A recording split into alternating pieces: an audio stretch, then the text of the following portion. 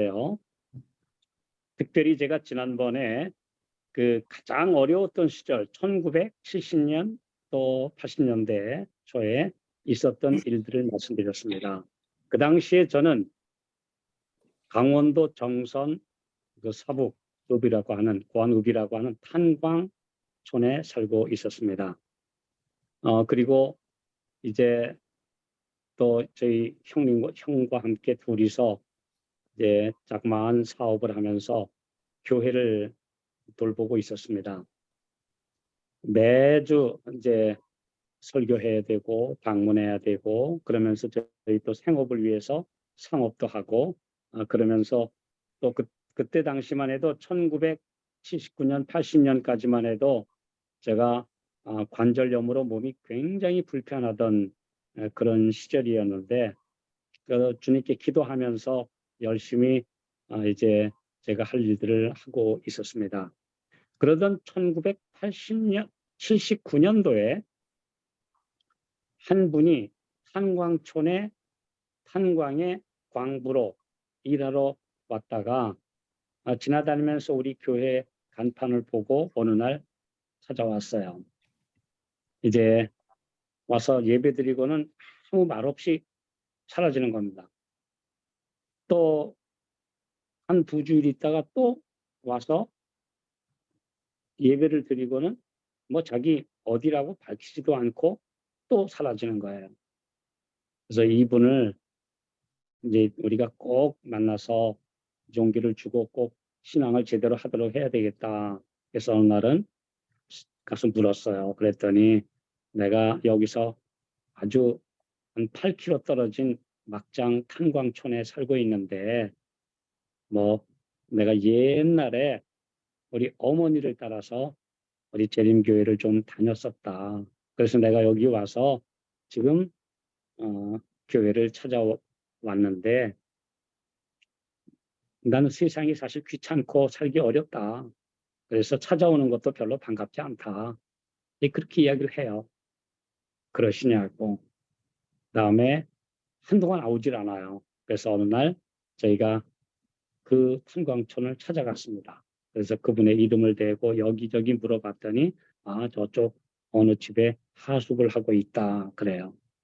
그래서 이제 그분을 찾아서 우리 주님께 열심히 신앙을 하고 우리의 삶을 맡기자고 나도 지금 어려운 가운데서 예수님 붙들고 살고 있다고 호소했어요.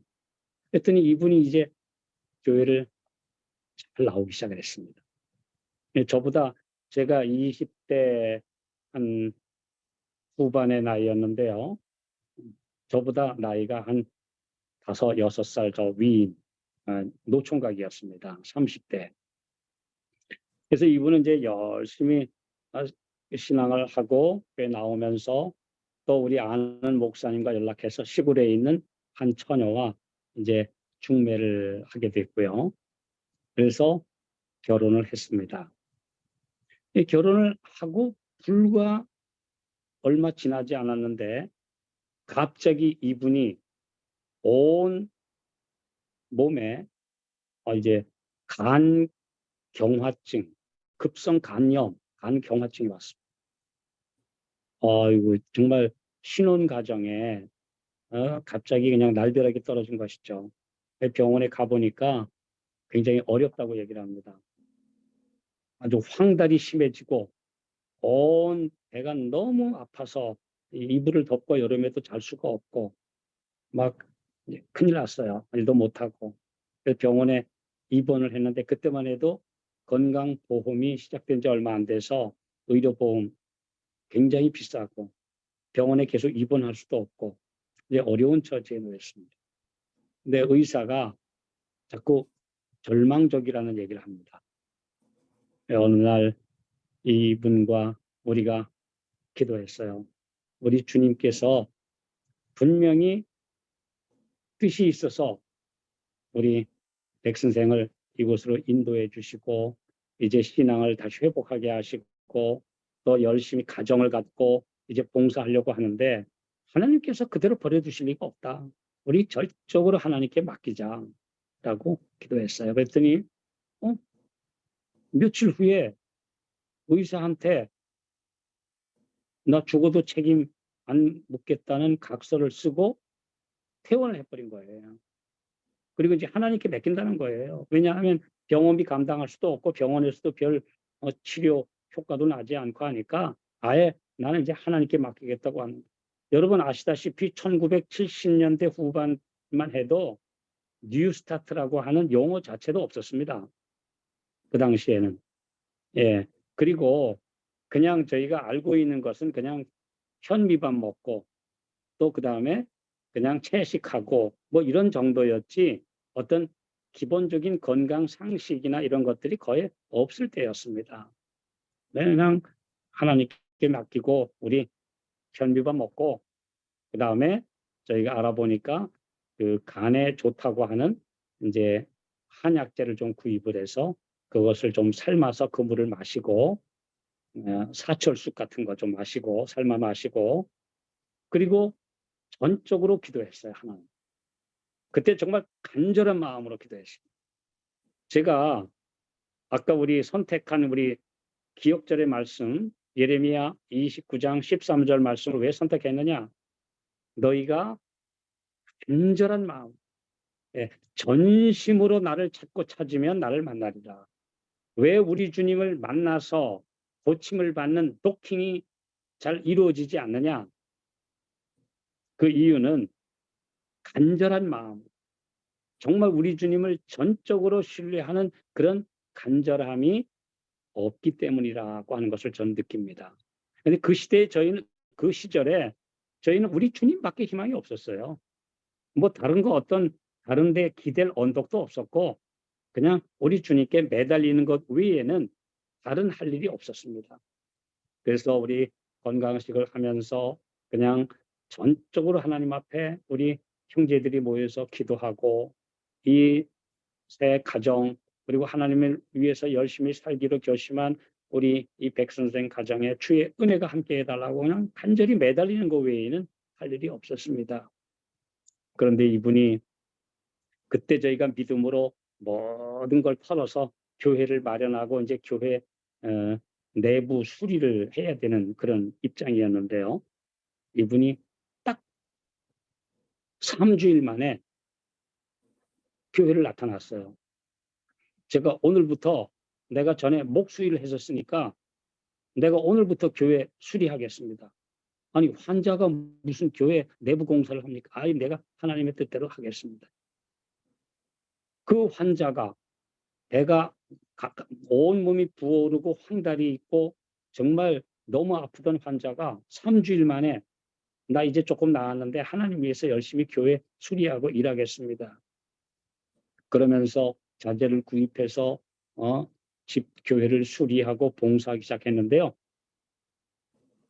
정확하게 그리고 나서 2주 후에 병원에 자기가 너무나 좋아졌으니까 병원에 한번 가야겠다고 가서 의사를 만났습니다. 근데 의사가 깜짝 놀라면서 도대체 당신 그동안에 어디 갔다 왔느냐? 무엇을 했기에 이렇게 회복될 수 있느냐? 거의 정상으로 돌아왔다는 거예요. 그러니까 아멘. 다 시작해서 병원에서 그렇게 어렵던 환자가 하나님께 의지하고 회원을 하고 나서 정확하게 5주 만에 그러니까 3주일 동안 건강식 하면서 그다음엔 또 교회 일을 2주간 열심히 하고 찾아가 보니까 5주 만에 거의 정상이고 이제 뭐 약 먹을 필요도 없고 정상이라는 겁니다. 하나님께서 그렇게 놀라운 치유의 역사를 해 주셨어요. 그게 1980년 초에 있었던 일입니다. 그분은 그 후로 진실하게 이제 열심히 신앙하면서 지금도 70대의 장로님이지만 교회를 잘 돌보고 봉사하고 있습니다. 많은 교회들을 건축하고 봉사하고 살고 있습니다.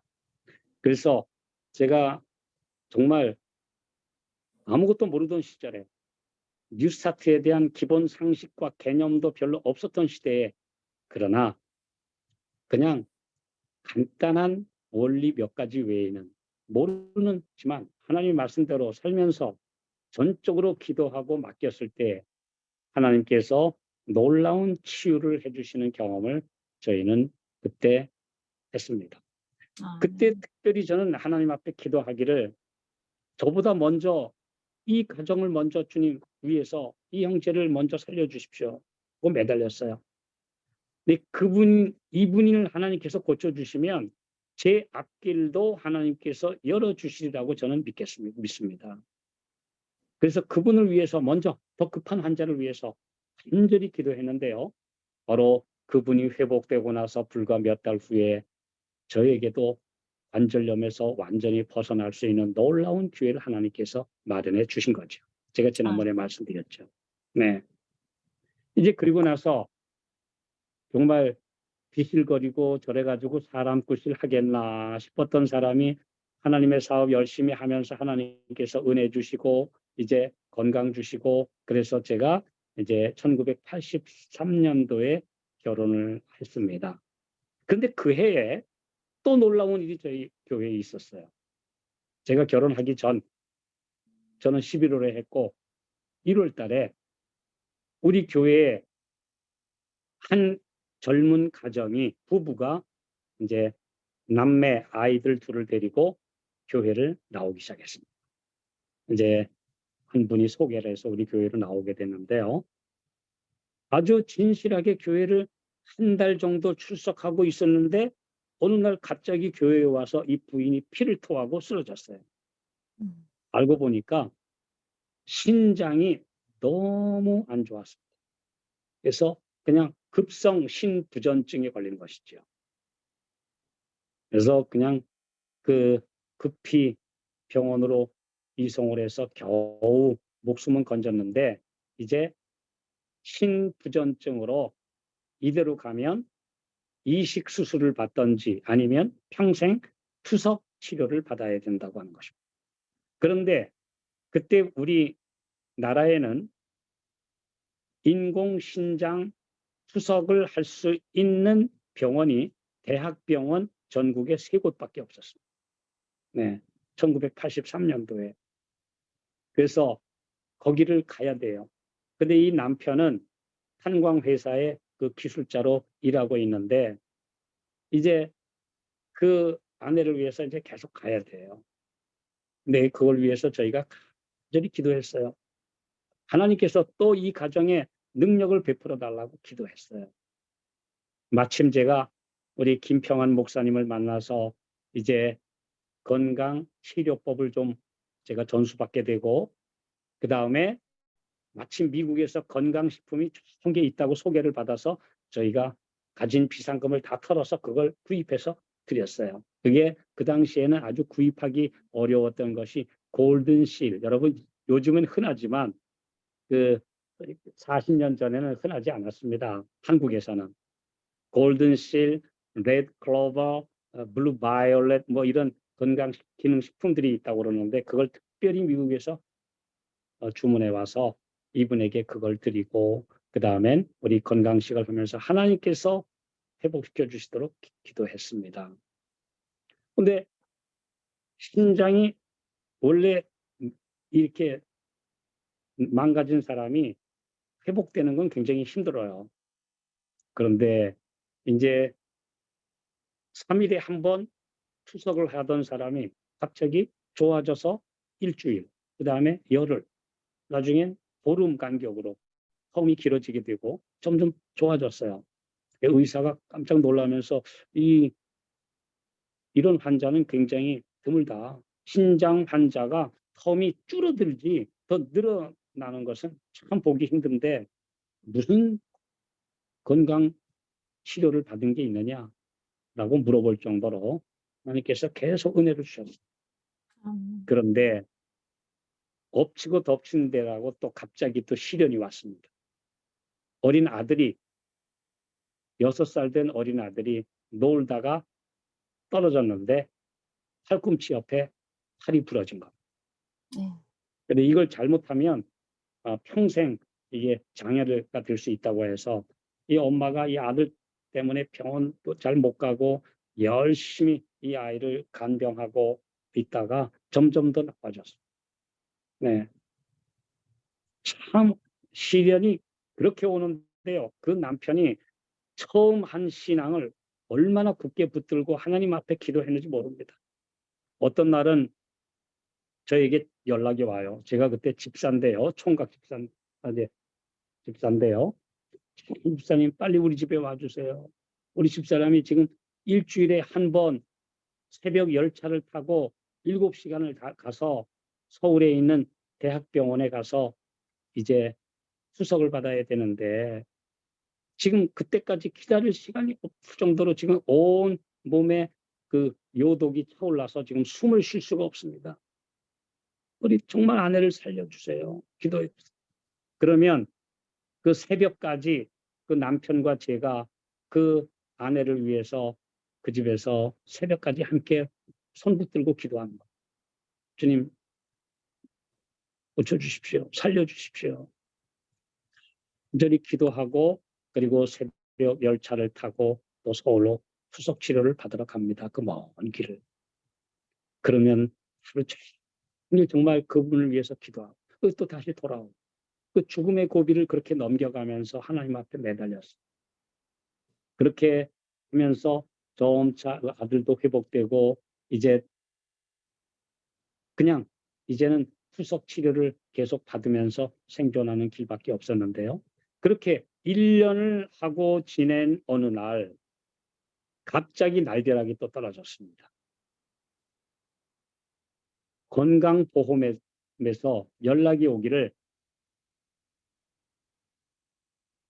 건강보험을 치료받을 수 있는 최대 날수는 180일인데 365일 계속 의사의 처방과 투약을 했기 때문에 이 초과된 것에 대해서 빨리 지금 지불하라고. 그런데 그 돈이 얼마냐 하면 그 당시에 남편이 5년 정도 월급을 받아야 낼 수 있는 돈이었습니다. 근데 뭐 그 돈을 그리고 만약에 이걸 내지 않으면 월급에서 50%씩 계속 이제 공제하겠다고 그렇게 홍보가 왔습니다. 자, 이제 살아갈 수가 없어요. 지금 계속 치료는 받아야 되고 또 밀린 건강보험료를 지금 압류하겠다고 월급 압류하겠다고 지금 통보가 왔고 굉장히 어려웠습니다.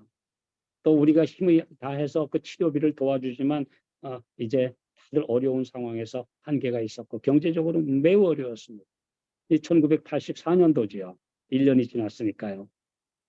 그때 저희가 할 수 있는 건 뭐가 있습니까? 하나님께 기도하고 매달리는 수밖에 없었죠. 전적으로 하나님께 매달리면서 기도하면서 제가 생각이 났어요.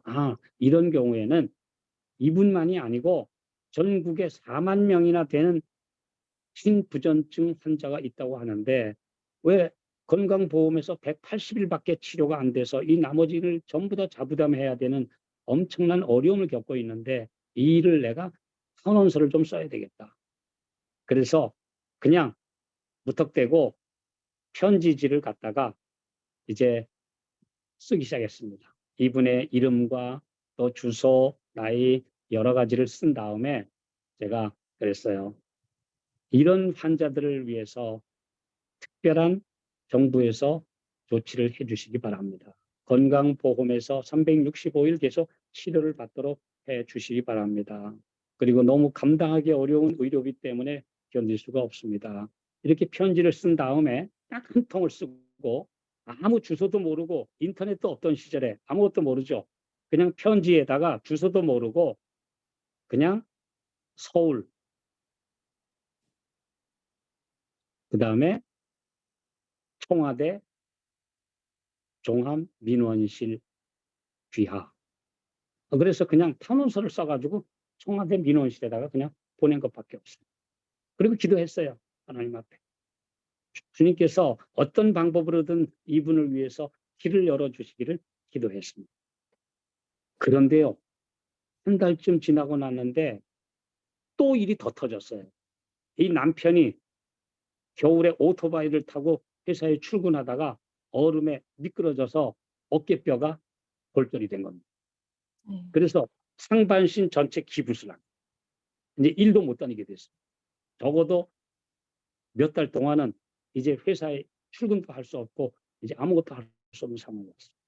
여러분, 이런 상황에서 정말 하나님을 온전히 붙든다는 게 이거 정말 보통 믿음이 아닙니다. 근데 그날 저는 정말 눈물 흘리는, 제가 화요일 날 3일 예배를 드리면서 설교하려고 올라갔는데 전신 기부스를 한 사람이 그날 그렇게 해가지고도 교회에 와서 예배드리러 온 거예요. 이야, 저는 그분의 믿음을 보았습니다. 우리 잘 아시잖아요. 내 믿음대로 되라 그랬잖아요. 예? 예수님도 내 믿음이 너를 구원하였으니라고 말씀하시지 않았습니까? 아멘. 저는 그날 이렇게 믿음으로 예수님만 붙잡는 이분을 하나님께서 버려두실 리 없다. 분명히 구원해 주실 것이다. 라는 믿음으로 제가 그 설교를 했어요. 그리고 나서 그분이 이제 그 닫혀 있는 그 쉬는 기간 동안에 마침 잘 됐습니다. 제가 이번에 우리 겨울에 특별히 평신도 신학기 원주에서 있는데 우리 함께 말씀 들으러 갑시다. 이 상반신 기부스를 한 채로 그 집회에 참석해서 말씀을 듣고 하나님께 맡기고 기도하고 매달렸어요. 그런데요, 금방 응답이 오지 않았습니다. 자그마치 4개월이라는 시간이 이상 걸렸습니다. 그런데 2월 달이 됐습니다. 이제 저리 기도하면서 언제 소식이 오나 지금 기도하면서 그냥 뭐 청와대 종합민원실로 보내놨는데 무슨 답이 올지 안 올지도 모르죠. 그러나 저희는 하나님께서 분명히 이분을 위해서 길을 열어주실 것이라고 믿고 기도하고 있었습니다. 4개월 동안 기다렸어요. 연락이 없어도 기다렸어요. 그런데 그날 오후에 갑자기 이분이 그 정부에서 오는 공문 그 편지가 있어요. 이렇게 파란 빗금으로 된 공문 봉투를 하나 들고 보면서 세상에 제가 오늘 회사에서 이 봉투를 받았는데 떨려서 제가 열어볼 수도 없고 우리 같이 열어보려고 지금 가지고 왔습니다. 이제 3개월 후에 이분이 회사에 이제 출근하고 있었는데요. 그래서 우리가 하나님께서 분명히 여기 답을 열어주셨을 것이다 라고 생각하면서 그 편지를 떨리는 손으로 개봉을 했습니다. 그랬더니 그 편지에 딱 지인이 보건사회부 장관, 제가 이름도 기억합니다. 뭐라고 돼 있냐 하면 귀하의 탄원서 내용을 숙지한 결과 정부 차원에서 조치 중이오니 기다려 주시기 바랍니다. 보건사회부 장관 김정예, 사회보험국장 홍종국, 제가 이름도 안 잊어버립니다. 40년 전 일이지만 딱 찍혀 있었습니다. 귀하의 탄원서 내용을 정부에서 다 조사해서 이제 조치 중이니까 조금만 기다려 달라고 하는 편지를 받은 것입니다. 얼마나 감사했는지 모릅니다. 예. 그리고 나서 그 다음 날 이분이 회사에 갔는데요. 출근했는데 그 지역 건강 보험 그 직원들이 전부 다 회사 앞에 도열을 해가지고 기다리고 있었어요. 이분이 회사에 출근했는데 그러면서 그 조합장이 아니 그 청와대에 이렇게 높으신 빽이 있는 줄도 모르고 저희가 잘못했습니다. 모든 문제를 다 해결해 드렸으니까 그냥 잘 해결됐다고만 말씀해 주십시오. 그러더니 이제 그 가압류 처분이고 모든 부과된 뭐 금액이고 뭐고 싹 다 처리해 줬습니다. 해결해 주고 더 감사한 것은요. 그 이분의 탄원서, 제가 그때 제 손으로 친필로 썼던 그 편지, 그 탄원서로 인해서 전국에 4만 명 되는 모든 신부전증 환자들이 365일 제한 없이 치료를 받을 수 있도록 법이 개정됐습니다. 아멘. 예, 얼마나 감사한지요. 그래서 하나님께서 놀랍게 그 가정을 인도해 주셨는데, 자, 그러면 그때 그 환자가 지금까지 살아 있을까요? 네. 그 신부전증으로 망가진 그 신장을 가지고 살고 있을까요? 놀라운 일입니다. 그분들이 믿음을 가지고 신실하게 살고 나중에 또 가서 교회에 가서 대구로 이사해서 열심히 신앙생활하고 있는데, 한 신실한 어떤 분이 내가 이분에게 내 신장을 제공해 주겠다. 혈액이 같기 때문에 우리는 줄래야 줄 수가 없었습니다. 그런데 내가 하나를 기증하겠습니다 하는 분이 나타났어요. 신실한 우리 신자 한 분이. 그래서 그 신장 이식을 무료로 받고 나서 지금도 건강하게 생활하고 있습니다. 40년이 지난 지금까지 교회의 장로님 부부로. 그리고 그때 그 어린 아들, 팔이 부러졌던 이 어린 아들은 내가 어머니를 건져 주셨는데 나도 사람들을 위해서 봉사하는 의사가 되겠다고 열심히 공부해서 연세대 의대를 졸업하고, 그리고 재림교인 의사로 지금 열심히 봉사하고 있습니다. 하나님께서 이렇게 길을 열어주셨어요. 저는 그때 그 일어난 그 일련의 사건들, 이걸 보면서 아까 말씀드렸듯이 어떠한 일이 있어도 전적으로 하나님을 신뢰하고 그분께 매달리는 사람, 하나님께서 버려두지 않으신다. 예, 그 믿음과 하나님의 은혜가 도킹될 때 놀라운 결과를 낳는다는 것을 저희는 분명히 체험했습니다. 그래서 제가 제 개인의 경험, 또 저희가 주님께로 인도한 영혼들이 겪은 경험, 또 우리가 함께 겪은 경험, 뭐 이 경험들을 통해서 정말 하나님께서는 오늘도 내 마음을 전적으로 바쳐서 주님께 메어 달리는 사람에게 놀라운 치유의 역사를 이루고 계신다고 하는 사실을 저는 확신합니다. 아멘. 예, 그때 저희는 정말 가진 게 없었어요. 돈도 없었고 아는 지식도 없었고. 그런데요, 제가 고린도후서 12장 10절을 읽을 때마다 그 생각합니다.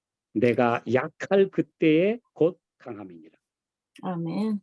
내가 가진 게 있으면 전적으로 주님을 신뢰하지 않습니다. 그런데 내가 약할 그때에 곧 강함이니라. 고린도후서 12장 10절에 있는 말씀입니다. 내가 그리스도를 위하여 약한 것들과 능력과 궁핍과 박해와 곤고 곤란을 기뻐하노니 이는 내가 약한 그때에 곧 강함이니라. 우리가 아무것도 가진 게 없었어요. 여러분 아시다시피 1980년 초 정말 77, 80년대 우리나라 경제적으로 굉장히 어려웠습니다. 그 중에서도 가장 이렇게 밑바닥 인생들이 사는 탄광촌이었습니다. 그리고 정말 아는 상식도 없었습니다. 또 건강에 대한 기본적인 말씀의 이해 외에는 우리가 아는 게 없었습니다. 그러나 우리가 가진 작은 빛 그대로 순종하면서 하나님께 내어 달리고 신실하게 주님을 의지했을 때 주님은 우리를 위해서 놀라운 일들을 이루셨습니다. 저는 탄광촌에 꼭 20년 살았습니다. 1969년부터 89년까지.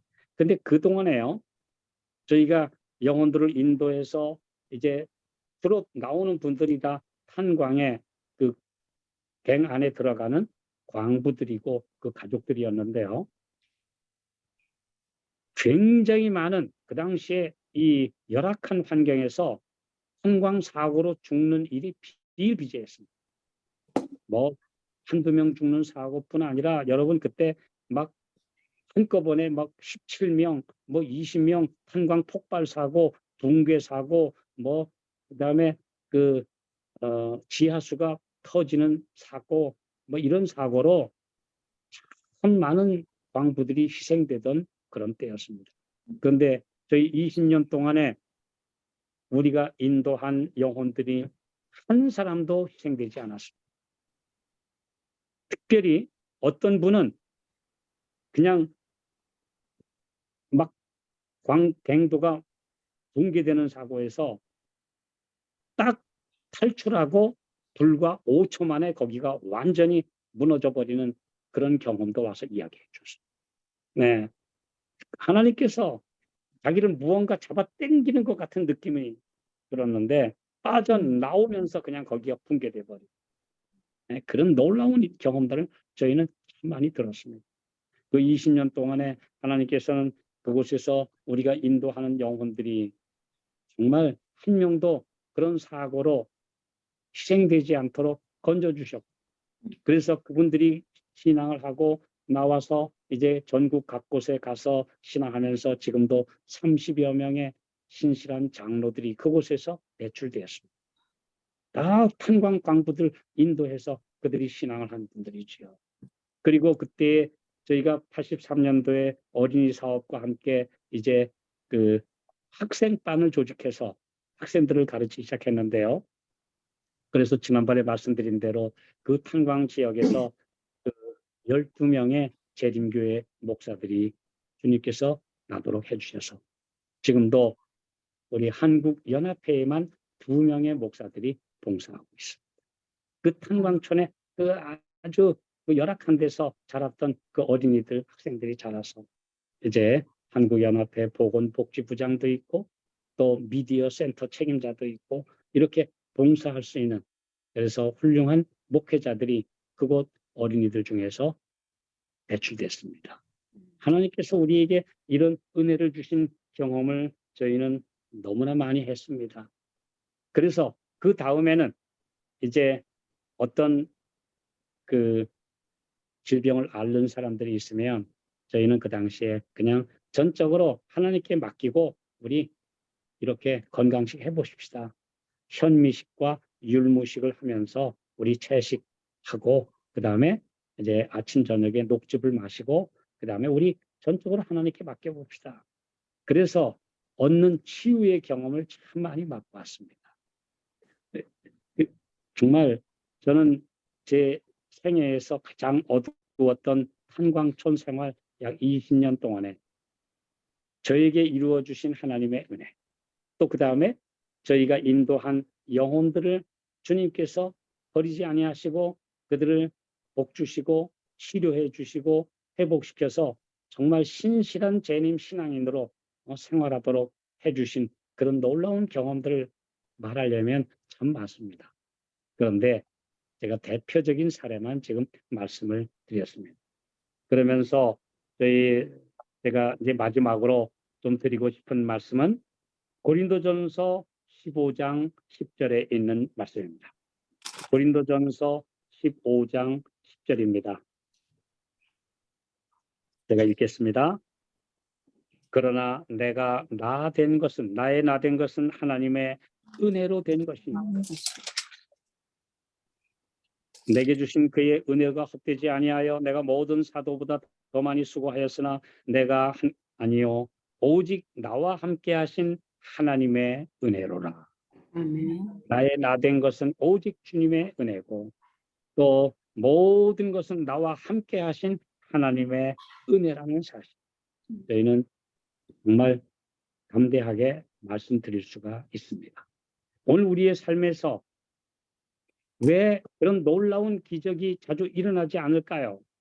그것은 간절함과 전심으로 주님을 찾는 믿음이 주님의 능력과 똑행되지 못했기 때문이라는 사실. 전적으로 주님을 신뢰하는 그 영혼들은 주님의 강력한 능력의 팔과 접속된다고 하는 사실을 저희는 확신합니다. 그런데 오늘 그러한 믿음의 팔이 나타나지 않기 때문에 그냥 건성으로 하기 때문에 그런 능력이 지금 나타나지 않고 있는 시대에 살고 있습니다. 그러나 지금도 주님은 우리를 분명히 그렇게 해 주신다고 약속해 주셨습니다. 나중에 저는 이제 90년 초에 우리 전도단을 결성해서 함께 만나고 또 이제 얼마 후에 그 시골에서 요양 사업을 시작하시는 한 집사님을 만나러 갔습니다. 그분이 바로 최차순 원장님입니다. 베델 수양원. 제가 최초로 그분을 만나서 함께 경험을 나누면서 지금도 참 친하게 지내고 있습니다만은 우리가 겪은 경험을 저 경남에 있는 한 여종을 통해서도 하고 계셨구나. 이게 바로 주님이 우리에게 해주신 뉴스타트 원리로구나 라는 것을 깨달았고요.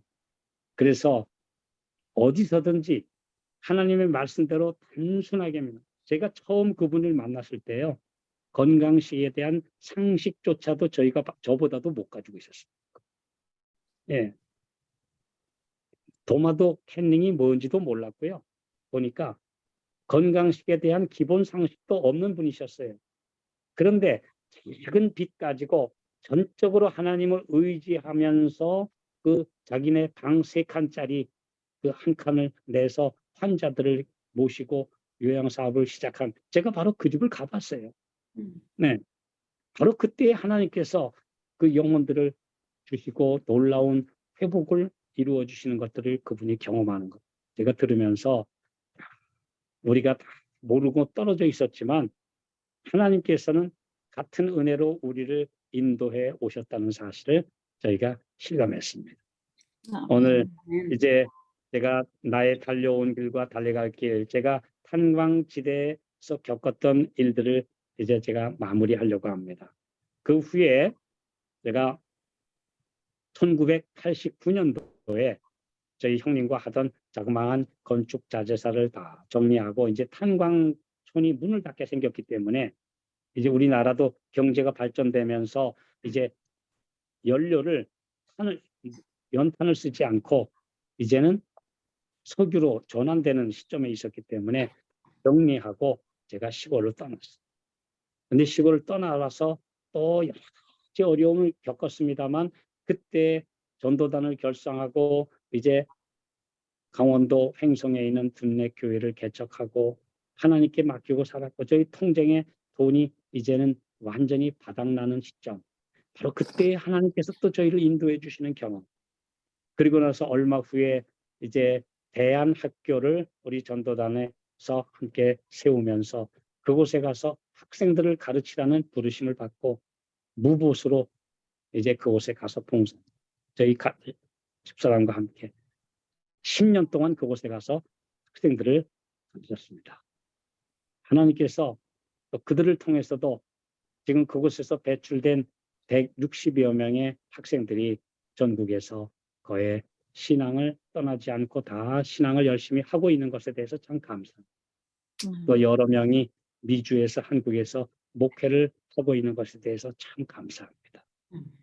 저희같이 부족하고 못난 사람을 통해서 그 어린이와 청소년들에게 성경을 가르치게 해주셨고 또 그들이 신앙을 올바로 하게 해주셨고 지금 주님을 위해서 일하게 해주신 것에 대해서 참 너무나 감사하고 행복할 뿐입니다. 오늘 우리 외롭고 또 작은 교회 이제 봉사하고 또 주님을 신실하게 섬기고 계신 우리 성도 여러분들을 뵈면서 용기를 가지고 주님께 나아가시기 바랍니다. 주님은 우리와 함께 계신다고 하는 사실. 저는 이제 제 지난 69년의 제 삶을 되돌아볼 때마다 이렇게 병꾸러기, 이렇게 정말 힘들고 모난 생활을 살았었는데 저 같은 사람도 하나님께서 쓰셨는데 우리 하나님께서 신실한 주님의 자녀들을 왜 버리시겠느냐. 저는 분명히 여러분들을 통해서도 큰 일을 이루시리라고 확신합니다. 그 믿음으로 신실하게 주님을 붙드심으로 주님의 능력과 도킹하는 놀라운 체험을 모두가 맛보게 되시기를 바라면서 말씀 마치겠습니다. 아멘.